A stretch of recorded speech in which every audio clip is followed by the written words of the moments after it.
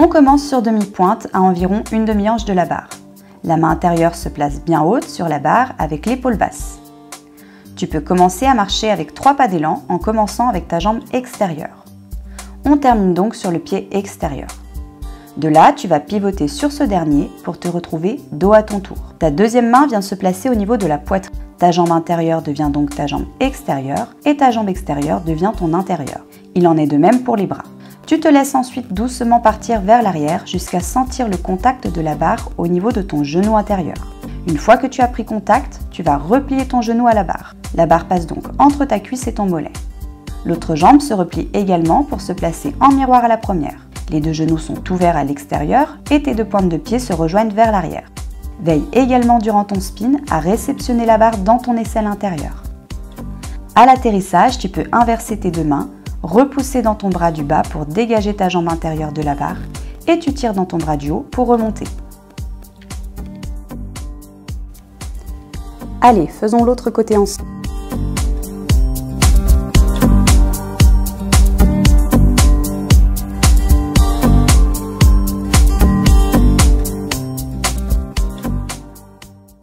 Tu te retrouves perdu au moment de ton pivot. Donc je te propose de revoir le spin ensemble pour voir les éventuelles erreurs que tu peux rencontrer. On monte sur demi-pointe, on place sa main intérieure bien haute et on commence à marcher avec 3 pas en commençant avec la jambe extérieure. Donc 1, 2, 3. On place sa main extérieure au niveau de la poitrine et on pivote sur son pied extérieur pour se retrouver dos à son tour. De là, attention au moment de son pivot de ne pas passer la tête sous son bras. La tête reste bien en arrière. Attention aussi ici au moment de son pivot de ne pas venir coincer son coude entre son buste et la barre. Pour cela, il va falloir ouvrir le bras pour venir réceptionner la barre au niveau de ton aisselle. Attention ici, on a souvent envie d'aller accrocher la barre avec la jambe extérieure, ce qui peut donner ça. Donc ce n'est pas la jambe extérieure qui se replie dans la barre, mais bien la jambe intérieure. Donc quand on est ici, c'est cette jambe-là, donc la jambe du sol, qui vient s'accrocher à la barre.